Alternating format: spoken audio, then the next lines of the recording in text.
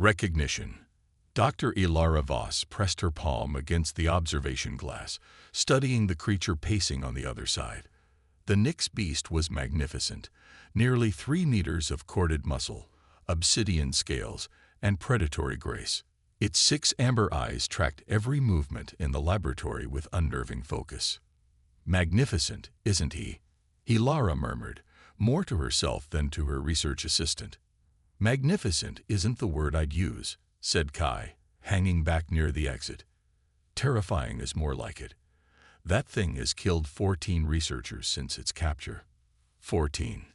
Research Station Helios 7 orbited the gas giant Tethys, its ring structure spinning just fast enough to create artificial gravity, but slow enough to make new arrivals queasy for days.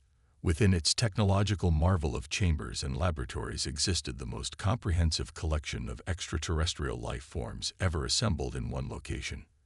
The Nyx Beast was their latest acquisition, and their most dangerous. "Have you noticed something strange about its behavior?" Elara asked, tapping her tablet to record observations. The creature had stopped its relentless pacing and now stood perfectly still, all 6 eyes fixed on her. "Yeah, it's plotting how to eat us," Kai replied, nervously adjusting his lab coat. "No, look closer." Elara gestured toward the beast. "It's been aggressive toward every other researcher, but with me, it's different. Watch." She took 2 steps to the left. The beast's eyes followed her, but it made no threatening movements. She took 2 steps to the right.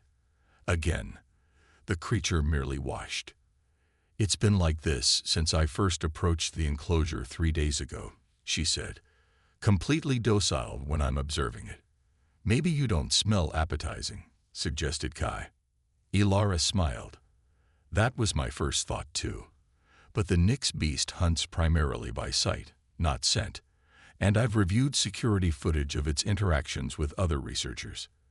With them, it charges the barrier, displays aggression postures, even attempts to breach containment.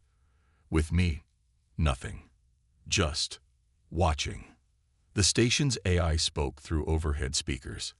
"Dr. Voss, Commander Thoren requests your presence in Conference Room Alpha. Something about your peculiar pet theory." "Tell him I'll be right there," Elara replied, gathering her tablet and notes. To Kai, she added, "Continue monitoring its behavior patterns. Record everything." As she turned to leave, the Nyx Beast did something unexpected. It lowered its massive head and backed away 3 steps, a submissive gesture. "Did you see that?" Elara whispered, frozen in place. "That's not possible." Kai's voice had dropped to a whisper. "The Nyx are apex predators. They don't submit to anything." But the evidence was right before them, undeniable and inexplicable. Conference Room Alpha buzzed with heated discussion when Elara arrived. Commander Thoren, a burly man with a perpetual scowl, stood at the head of the table. Beside him was the station's lead xenobiologist, Kr'zaat, a Silurian whose translucent skin revealed the complex circulatory system beneath. Around the table sat various department heads, all looking simultaneously intrigued and skeptical. "Ah, Dr. Voss, so kind of you to join us," Thoren said, his tone making it clear he found nothing kind about the delay. "Perhaps you'd care to explain why you've been filing reports claiming that dangerous predator species are recognizing humans as some sort of kindred spirits." Elara took a deep breath. "Not kindred spirits, Commander. Fellow predators." "Preposterous."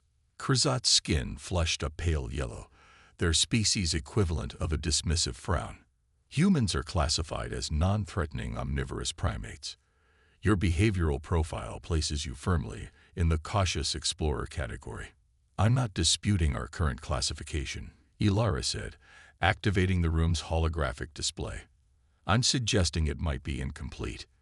The display filled with footage from the Nyx Beast's enclosure, specifically its interactions with various researchers. The pattern was unmistakable. With non-human researchers and most human staff, the creature displayed aggressive territorial behaviors. With Elara, it remained calm, watchful, even deferential. This isn't isolated, she continued, switching to new footage. The Cerethi serpent at Outpost Delta, the aquatic Kr'zaat at the Oceanic Research Center, the Thraxian hunter beasts at Colony Epsilon. All apex predators from different worlds, all showing the same pattern of recognition when encountering certain humans. Correlation does not imply causation, Kr'zaat said, their scientific training evident in the quick dismissal. Perhaps these humans share a common pheromone profile. I've controlled for that, Elara replied. Different ages, genders, genetic backgrounds. The only common factor is they're human. And it's not universal among humans either. Only about 30% trigger this recognition response. Commander Thoren crossed his arms.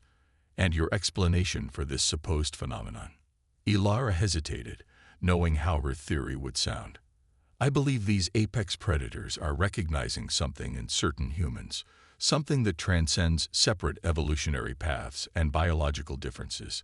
They're recognizing the neurological signature of a fellow predator. The room erupted into scientific chaos. Raised voices, dismissive laughter, and pointed questions. Thoren silenced them with a raised hand. Dr. Voss, humans haven't been predators for thousands of years. We're explorers, scientists, diplomats. Evolutionarily speaking, Commander, thousands of years is nothing, Elara countered. For roughly 2 million years, humans and their direct ancestors were persistence predators. We didn't have the speed of cheetahs or the strength of bears, but we had something far more terrifying to our prey. Which was? Kr'zaat asked, their scientific curiosity momentarily overcoming their skepticism. Relentlessness, Elara replied. We simply didn't stop. We would track prey for days, following until it collapsed from exhaustion. Most predators give up after a short chase. Energy conservation is essential in wild. Humans evolved a completely different strategy. We just kept coming. The holographic display shifted to Earth's evolutionary history. Early humans tracking prey across vast savannas, maintaining a steady pace while their targets collapsed from exhaustion. This required profound neurological adaptations, Elara continued. The ability to maintain focus on a single target over extreme distances in time, the cognitive capacity to track and predict movement, and most importantly, the development of what I call the persistent stare. The display showed close-up images of human hunters from various Earth cultures, all displaying the same focused expression, an unblinking, unrelenting gaze that communicated absolute intention. I believe this neural pathway, this unwavering focus, is what apex predators across the galaxy recognize. Not that we're physically threatening predators, but that we possess the neurological signature of something perhaps even more intimidating, a predator that simply does not give up. Silence fell over the conference room as her colleagues processed this theory. Kr'zaat's skin had shifted to a thoughtful blue pattern. Even Commander Thoren seemed less dismissive, though still clearly skeptical. An interesting hypothesis, Dr. Voss, Kr'zaat finally said, but highly speculative. You'd need far more evidence to support such a radical reinterpretation of human evolutionary psychology. Which is why I'm requesting permission to lead a research expedition to Rigel 6, Elara said, bringing up details of the planet on the display.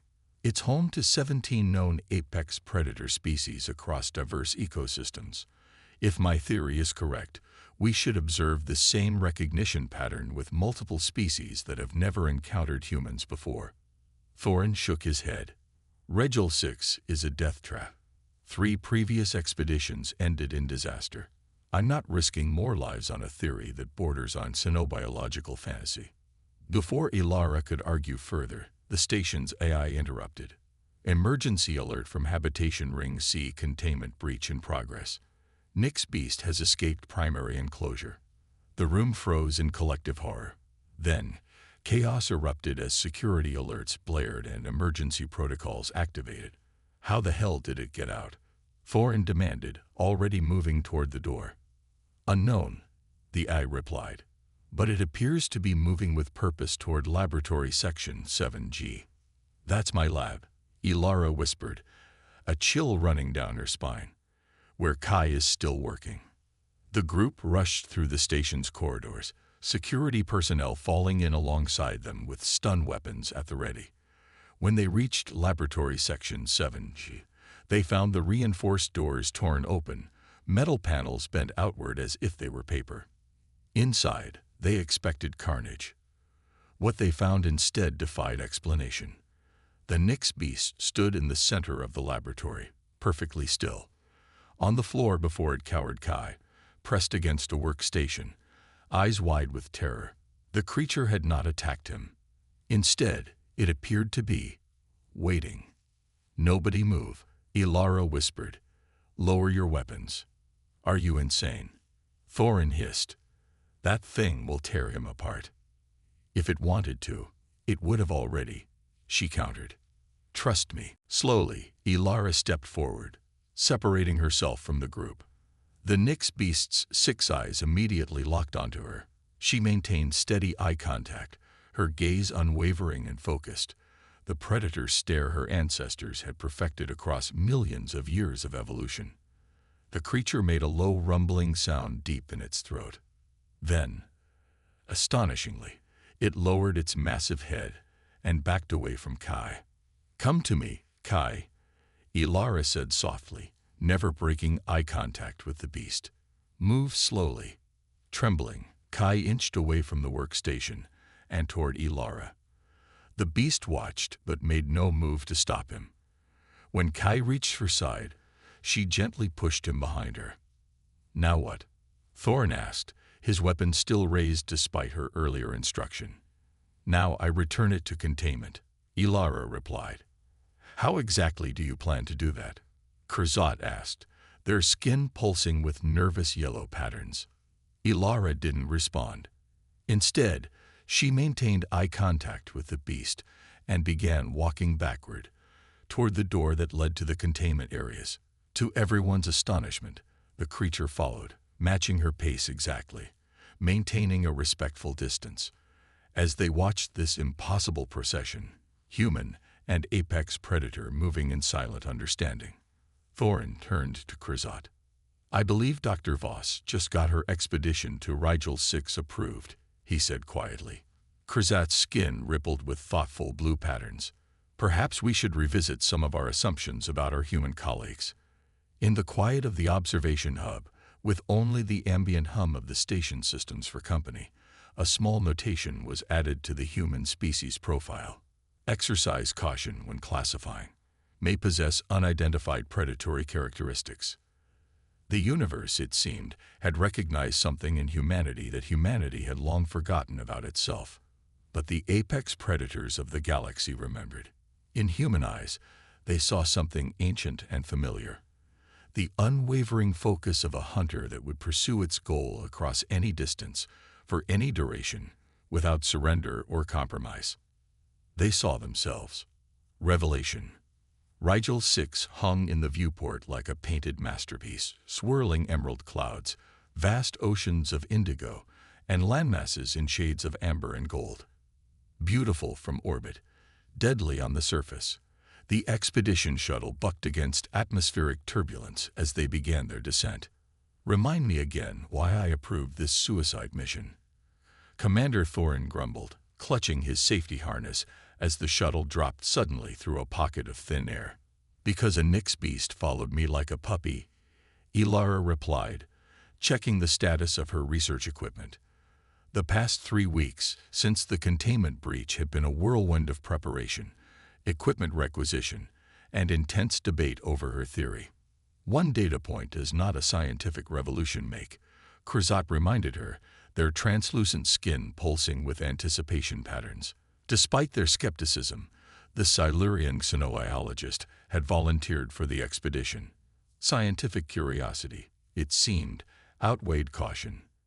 The expedition team consisted of 8 members: Elara, Kr'zaat, Commander Thoren, who had insisted on personally supervising, Kai, who had reluctantly agreed after Elara promised no more close encounters with apex predators, 2 security specialists, and 2 additional xenobiologists specializing in predator species. Planetary surface approaching. Brace for landing, announced the shuttle's eye. The craft touched down with a jolt on a rocky plateau overlooking a vast savanna. Beyond the golden grasslands rose a mountain range shrouded in mist, while dense jungle bordered the eastern edge. 3 distinct biomes within scanning range, reported Dr. Zeph'aar, the expedition's ecological specialist. The perfect natural laboratory, or the perfect killing field, muttered one of the security specialists, checking her pulse rifle. We'll establish base camp here on the plateau, Thoren ordered. No one ventures into any of the biomes alone, and all excursions must include at least 1 security team member. Agreed, Elara nodded. But remember, we're here to observe and document, not to capture or kill. Tell that to the local wildlife, Thoren countered, but he nodded his agreement. As the team unloaded equipment and established the perimeter of their base camp, Elara stood at the edge of the plateau, surveying the alien landscape. Somewhere out there were the answers she sought. Evidence that would either validate or disprove her theory about humanity's place in the predatory hierarchy of the cosmos. The first encounter came sooner than expected. The team had barely finished setting up the base camp's sensor array when the perimeter alarms chimed softly. The Eyes of the Hunter. Part 2. Revelation. Rigel 6 hung in the viewport like a painted masterpiece, swirling emerald clouds, vast oceans of indigo, and landmasses in shades of amber and gold. Beautiful from orbit, deadly on the surface. The expedition shuttle bucked against atmospheric turbulence as they began their descent. Remind me again why I approved this suicide mission. Commander Thoren grumbled, clutching his safety harness as the shuttle dropped suddenly through a pocket of thin air. Because a Nyx Beast followed me like a puppy, Elara replied, checking the status of her research equipment. The past 3 weeks since the containment breach had been a whirlwind of preparation, equipment requisition, and intense debate over her theory. One data point does not a scientific revolution make, Kr'zaat reminded her, their translucent skin pulsing with anticipation patterns. Despite their skepticism, the Silurian xenobiologist had volunteered for the expedition. Scientific curiosity, it seemed, outweighed caution. The expedition team consisted of 8 members: Elara, Kr'zaat, Commander Thoren, who had insisted on personally supervising, Kai, who had reluctantly agreed after Elara promised no more close encounters with apex predators, 2 security specialists, and 2 additional xenobiologists specializing in predator species. Planetary surface approaching. Brace for landing, announced the shuttle's eye. The craft touched down with a jolt on a rocky plateau overlooking a vast savanna. Beyond the golden grasslands rose a mountain range shrouded in mist, while dense jungle bordered the eastern edge. 3 distinct biomes within scanning range, reported Dr. Zeph'aar, the expedition's ecological specialist. The perfect natural laboratory, or the perfect killing field, muttered one of the security specialists, checking her pulse rifle. We'll establish base camp here on the plateau, Thoren ordered. No one ventures into any of the biomes alone, and all excursions must include at least 1 security team member. Agreed, Elara nodded. But remember, we're here to observe and document, not to capture or kill. Tell that to the local wildlife, Thoren countered, but he nodded his agreement. As the team unloaded equipment and established the perimeter of their base camp, Elara stood at the edge of the plateau, surveying the alien landscape. Somewhere out there were the answers she sought. Evidence that would either validate or disprove her theory about humanity's place in the predatory hierarchy of the cosmos. The first encounter came sooner than expected. The team had barely finished setting up the base camp's sensor array when the perimeter alarms chimed softly. Movement in the tall grass, southeastern quadrant, reported Lion Chen, the team's tracking specialist. Large predator, moving fast. Through binoculars, Elara spotted a ripple in the golden grassland.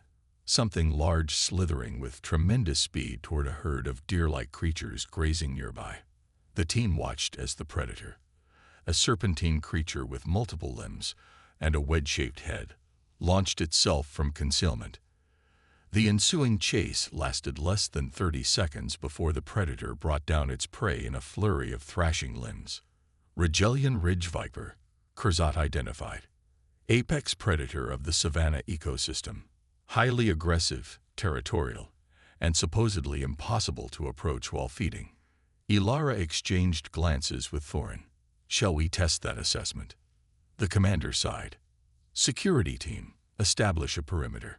Dr. Voss, don't make me regret this. They approached cautiously, moving downwind from the feeding predator. At 200 meters, the creature's head snapped up, scenting the air. At 100 meters, it abandoned its kill, turning to face the approaching humans with a threatening display, unfurling a vibrant crimson hood and emitting a bone-rattling hiss. That's close enough, Thoren ordered, raising his hand to halt the group. We need to isolate the variables, Elara said. Commander, please take everyone back 50 meters. I need to approach alone first, then we'll have others approach individually. Absolutely not, Thoren began, but Kr'zaat interrupted. The commander and I will observe from here.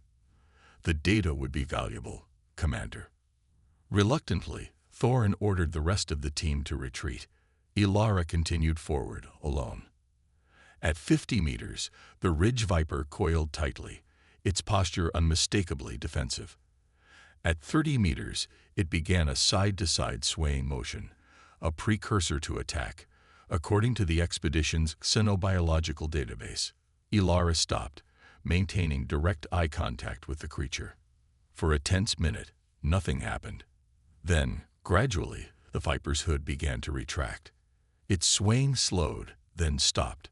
It remained coiled, alert, but no longer displaying imminent attack behavior. Elara activated her comm unit. Kr'zaat, your turn. Approach to my position. The Silurian moved forward cautiously. As soon as Kr'zaat crossed the 50-meter mark, the viper's behavior changed dramatically. Its hood flared wide, its hissing intensified, and it began that ominous swaying once more. Fascinating. Kr'zaat's voice came through the comm, their scientific interest momentarily overriding their sense of self-preservation. It clearly differentiates between us. Retreat now, Kr'zaat, Thoren ordered through the comm. We've seen enough. One by one, different team members approached, each triggering the same aggressive response from the viper. Only Elara, and surprisingly, Lion Chen, the tracking specialist, could approach without provoking defensive behaviors. 2 out of 8, Elara noted as they returned to base camp, consistent with my hypothesis that only a percentage of humans trigger the recognition response. What's the common factor? Thoren asked, looking between Elara and Lion. I don't know yet, Elara admitted, but I intend to find out. Over the next 5 days, the pattern repeated across multiple species and ecosystems. The team documented encounters with 7 different apex predator species, and in each case, the results were consistent. Some humans could approach without triggering aggression, while others and all non-humans provoked immediate defensive or aggressive responses. On the evening of the 5th day, the expedition team gathered in the command tent to review their findings. Holographic displays showed neural scans, behavioral analyses, and comparative data from all 7 predator species they'd encountered. The evidence is becoming difficult to dismiss, Kr'zaat admitted, their skin displaying thoughtful blue patterns. There appears to be some form of cross-species recognition occurring, but we still haven't identified the mechanism. Elara activated another display showing brain scans of the team members during their approaches to the various predators. I think I have. Look at the neural activity patterns of those who triggered the recognition response versus those who didn't. The display highlighted specific brain regions, showing markedly different activation patterns between the 2 groups. Those of us who can approach predators without triggering aggression show heightened activity in the prefrontal cortex, specifically areas associated with focused attention and intention, Elara explained. The same regions that would have been active in our ancestors during hunting. You're suggesting some humans still carry more active predatory neural pathways? Thoren asked, skepticism evident in his voice. Not just more active, Elara clarified. More visible to other predators. We've all evolved from predator ancestors, Commander, but some of us express those neural patterns more prominently when focused. It's not about being more aggressive or predatory in behavior. It's about how our brains light up when we concentrate. The persistent stare, Lion Chen said quietly. My grandfather was a traditional hunter in the mountains of Earth's Asian region. He taught me how to track, how to move, and most importantly, how to see. He called it looking with hunter's eyes, a way of focusing that seemed to make animals respond differently. Precisely, Elara nodded. And apex predators across the galaxy appear to recognize that neural signature, regardless of the biological differences between species. Kr'zaat's skin rippled with academic excitement. If true, this suggests fundamental convergent evolution in predator neurology across completely separate evolutionary paths. The implications are staggering. A notification chimed on the main console, interrupting their discussion. Incoming transmission from Research Station Helios 7, announced the camp's eye. Priority Alpha. Thoren accessed the transmission. A holographic image of Admiral Costa, head of the Interspecies Research Division, appeared in the center of the tent.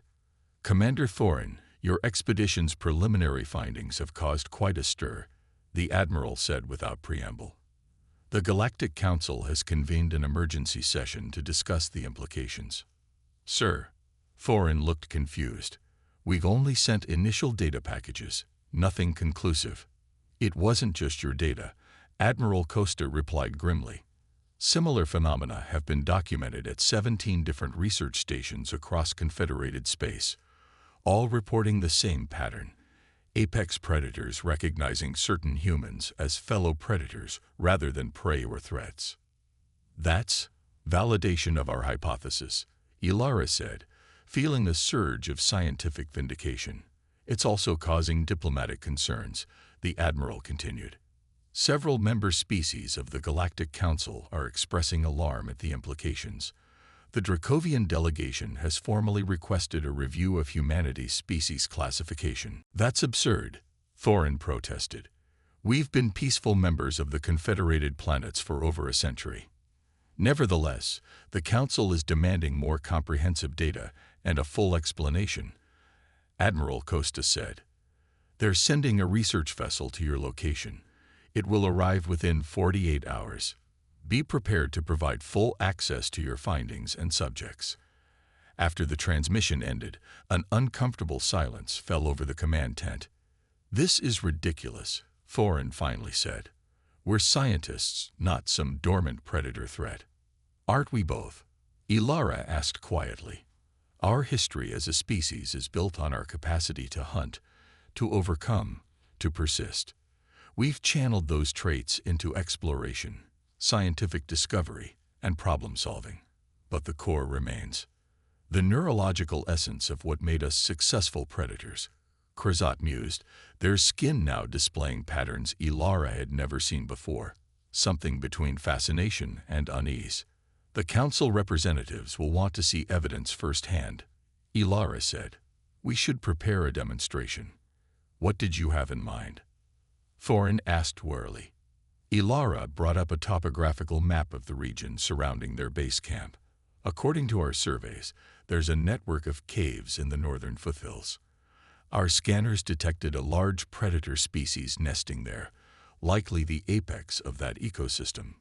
You want to bring Council representatives face to face with an unknown apex predator. Thoren looked incredulous. Under controlled conditions, Elara clarified. It would provide irrefutable evidence. Before Thoren could respond, the perimeter alarms blared, not the soft chime of a distant detection, but the urgent wail of imminent threat. Multiple contacts approaching from the jungle edge, reported one of the security specialists, checking the sensor displays. large predators, moving in coordinated patterns. "That's impossible," Kr'zaat said, moving to the display. "Apex predators don't hunt in packs across different species." But the sensor data was clear.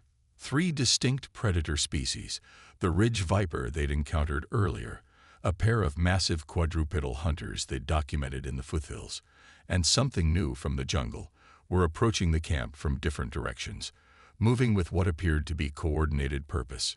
"It's almost as if," Elara began, a chill running down her spine.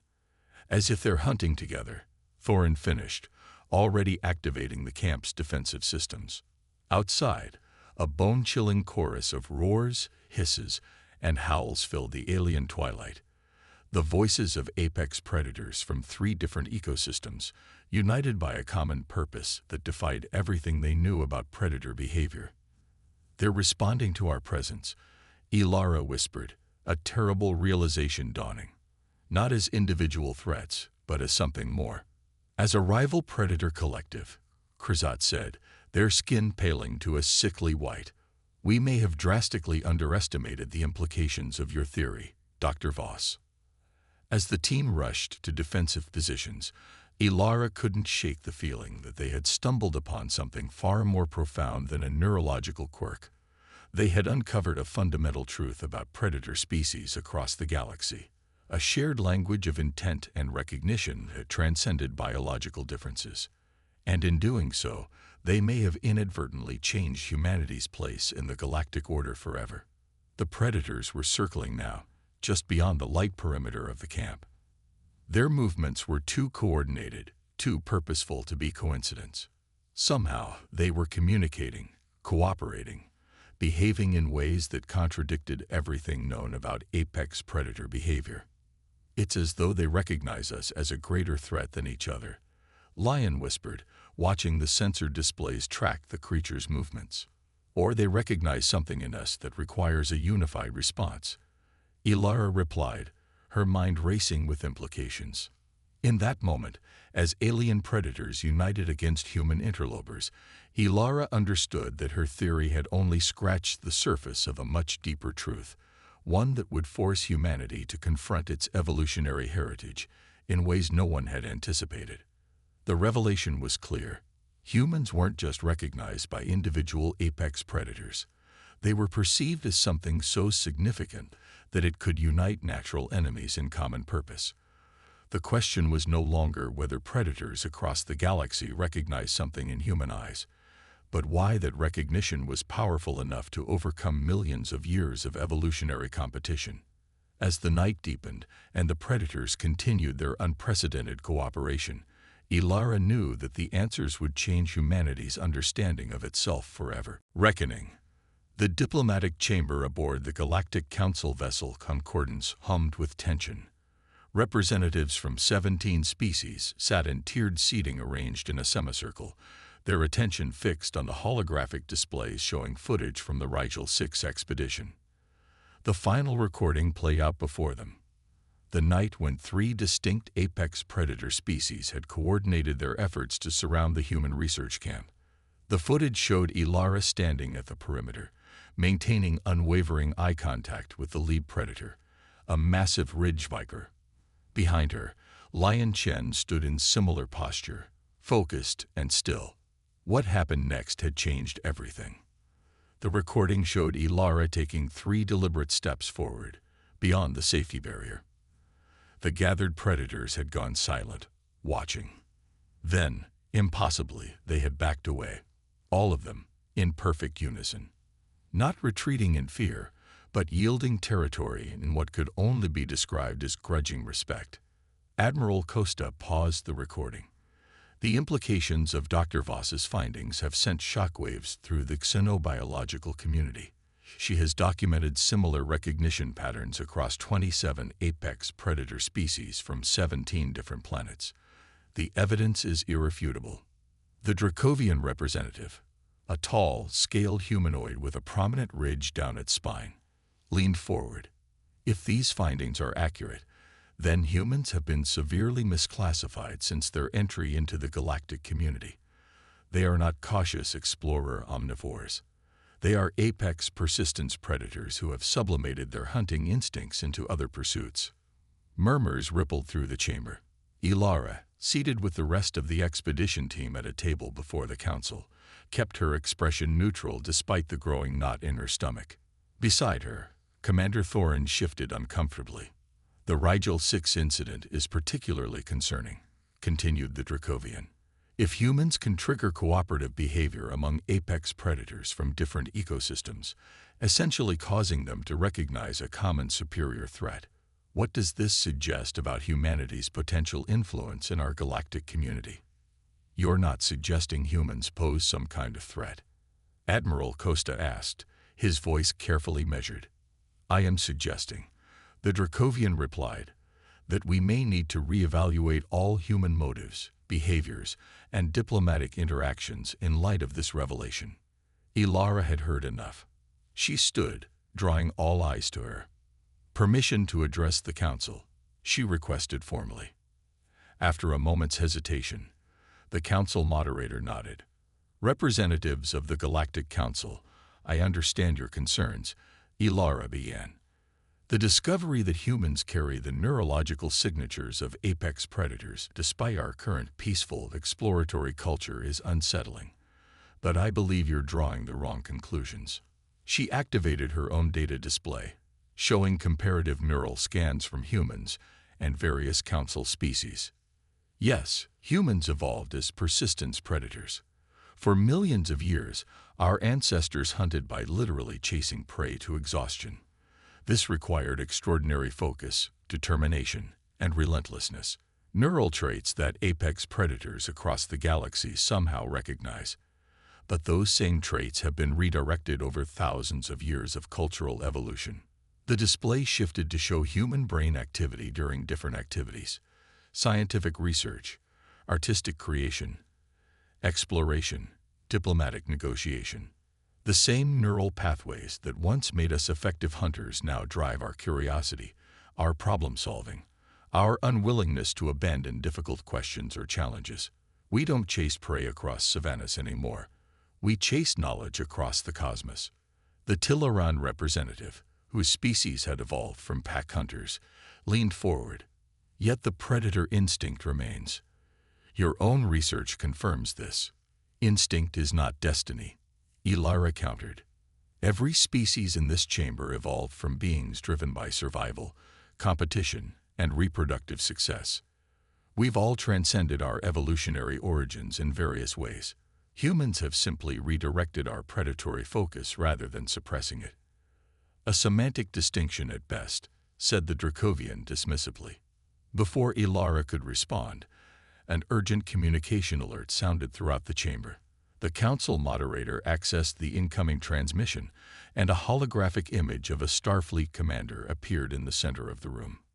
"Galactic Council, we have an urgent situation developing in the Proxima sector," the commander reported. "A Zeph'aar battle fleet has crossed the neutral boundary and is approaching the human colony on Novus Prime. They're not responding to hails and have weapons charged." The chamber erupted in concerned voices. The Zeph'aar, a reclusive, aggressive species from the Outer Rim, had maintained an uneasy peace with the Confederated Planets for decades. An unprovoked attack on a human colony could trigger interstellar war. Admiral Costa turned to Commander Thoren. "The Vigilance is the closest battle cruiser to Novus Prime. How quickly can you mobilize?" 6 hours at maximum FTL, Thoren replied grimly. "Too long if the Zeph'aar are already in the system." "The Council research vessel Concordance could reach Novus Prime in under 2 hours, suggested the Silurian representative. "Though it is not equipped for combat."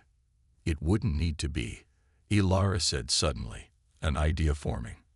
All eyes turned to her. The Zeph'aar are apex predators themselves, evolved from pack-hunting carnivores on a death world. Their entire culture is built around dominance hierarchies and territorial display. "What are you suggesting, Dr. Voss?" asked the council moderator. "That we may not need weapons to stop this conflict. We need understanding." She looked around the chamber. "The Zeph'aar have avoided contact with humans more than any other species. They've never participated in cultural exchanges, scientific cooperation, or prolonged diplomatic missions with human representatives. They've never been exposed to humans expressing the predator recognition trigger, Kr'zaat said, understanding dawning in their voice. They don't know what they're potentially provoking. Precisely, Elara nodded. I believe we can use what we've learned about predator recognition patterns to establish communication with the Zeph'aar, to show them exactly what they're facing before this escalates into war. Admiral Costa looked skeptical. You're suggesting we send a scientific researcher to face down a Zeph'aar battle fleet? Not just any researcher, Elara replied. Someone who triggers the predator recognition response. Someone they'll understand on a primal level. The council chamber fell silent as the implications of her proposal sank in. It's too dangerous, Thoren objected. The Zeph'aar are notoriously unpredictable. They might simply destroy any vessel that approaches. Then we make sure they see us before they can fire, Elara countered. A small shuttle with minimal shielding. A clear approach vector. No weapons signatures. And a direct visual communication channel. This is unprecedented, the council moderator said, but there was a note of consideration in their voice. So is the situation, Elara replied. We have a chance to prevent interstellar war by applying what we've just learned about cross-species predator recognition. Isn't that worth the risk? 2 hours later, a small shuttle detached from the Concordance and approached the Zeph'aar battle fleet orbiting Novus Prime. Inside the shuttle, Elara and Lion, the two humans who had consistently triggered the predator recognition response, prepared for the most important first contact of their lives. Approaching Zeph'aar command vessel, reported the shuttle's pilot, a Thoren who had volunteered despite obvious reservations. They've locked weapons on us, but haven't fired. Open visual communications channel, Elara instructed. Full screen. Maximum resolution. The view screen flickered to life, revealing the command deck of the Zeph'aar vessel. Their species had never allowed visual documentation, so this was humanity's first real look at the mysterious aggressors. The Zeph'aar commander was massive, nearly 3 meters tall, with a powerful build covered in iridescent scales. Its face featured 4 eyes arranged in a horizontal line, and a jaw structure that hinted at an evolutionary past of rending flesh. Zeph'aar command vessel. This is Dr. Elara Voss of Earth. She began, standing directly before the camera, her posture straight but relaxed, her gaze unflinching. The Zeph'aar commander hissed something that the translator struggled to interpret, but the meaning was clear enough: a dismissal, a threat. Elara didn't flinch. Instead, she focused her gaze directly at the commander's eyes, channeling what her ancestors had perfected over millions of years, the unwavering attention of a predator assessing another predator. The reaction was immediate and visible. The Zeph'aar commander went still, all 4 eyes fixed on Elara. Behind it, other Zeph'aar on the command deck turned to watch, their postures shifting subtly from aggressive to alert. We understand what you see in us, Elara continued, maintaining that steady focus. We recognize what we see in you. We are not prey. We are not merely competitors.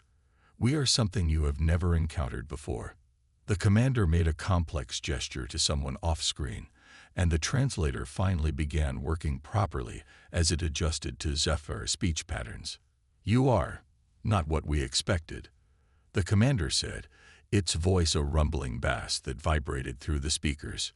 Your colonies spread, your ships explore, yet you showed no territorial aggression.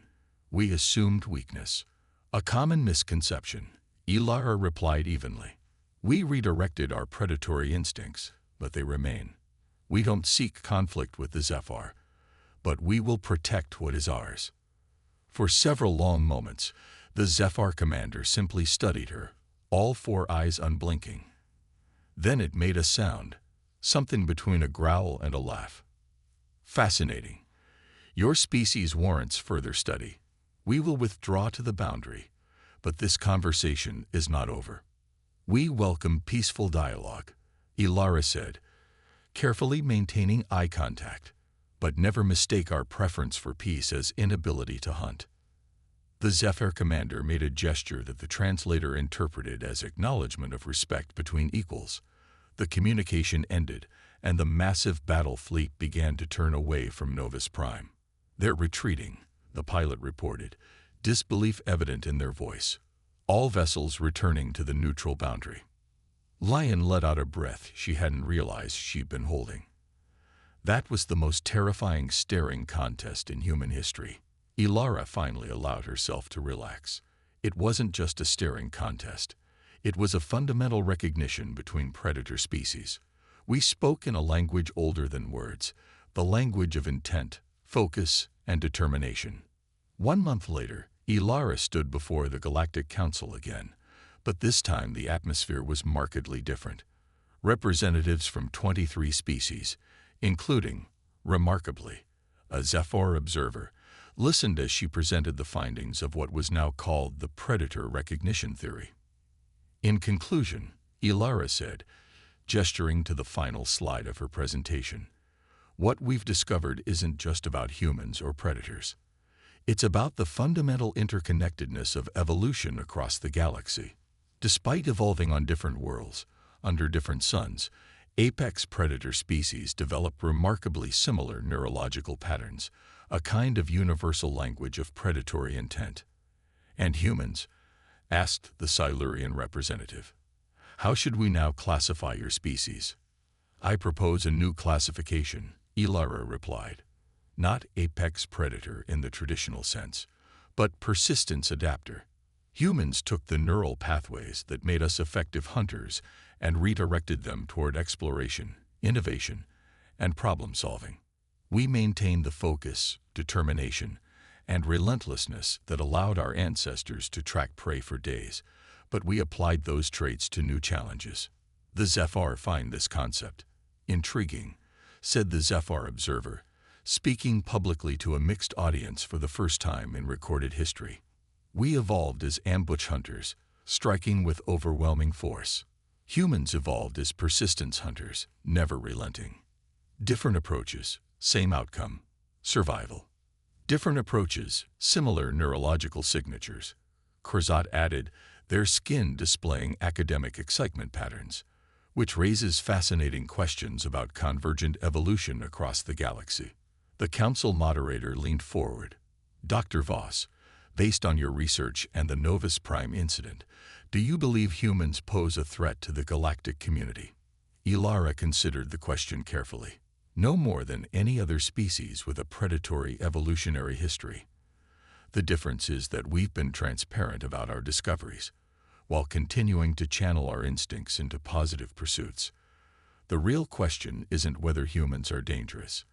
It's whether we all recognize the evolutionary baggage each species carries and how we choose to transcend it."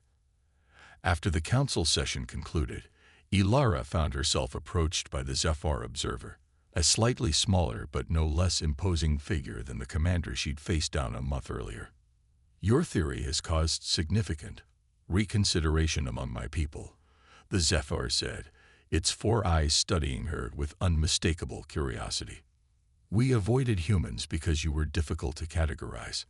Not clearly predator, not clearly prey. Now we understand." "What do you understand?" Elara asked. "That your eyes contain the same focus as ours, but directed differently. The persistence of the hunt, applied to understanding rather than killing. It is an evolutionary path we had not considered possible." Elara smiled. "Perhaps that's the greatest discovery of all. Not that humans have predator eyes, but that predator eyes can learn to see beyond the next hunt." As the Zeph'aar departed with a respectful gesture, Commander Thoren approached, shaking his head in amazement.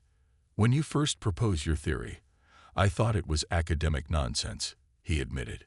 "Now we're in diplomatic talks with the Zeph'aar for the first time in 50 years, all because they recognize something in human eyes." "Not just something," Elara corrected.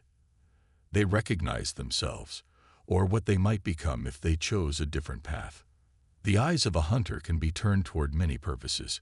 Humans chose exploration and discovery, and saved lives because of it," Thoren added. Later that evening, standing in the observation lounge of the research station, Elara watched the stars and contemplated the journey her discovery had taken. What had begun as a curious observation about a captive Nyx Beast had evolved into a fundamental reassessment of humanity's place in the galactic order. Humans weren't just another species among the stars. They were predators who had chosen to chase knowledge instead of prey, to focus their unwavering determination on solving the universe's mysteries rather than securing the next meal. And in that choice lay something profound, a path that other predator species might one day follow. Humanity's greatest strength wasn't that they had once been apex predators. It was that they had recognized the power of their evolutionary heritage and consciously redirected it towards something greater. In the reflection of the viewport glass, Elara caught a glimpse of her own eyes, focused, determined, unwavering. The eyes of a hunter, yes, but also the eyes of an explorer, a scientist, a peacemaker. The eyes that had once tracked prey across ancient savannas now tracked stars across the vastness of space. The eyes that had once meant death to other species now sought understanding and connection. The eyes of a hunter, transformed by choice and time into something more, into the eyes of humanity. And across the galaxy, the apex predators recognized what they saw. They saw themselves, not as they were, but as they might become.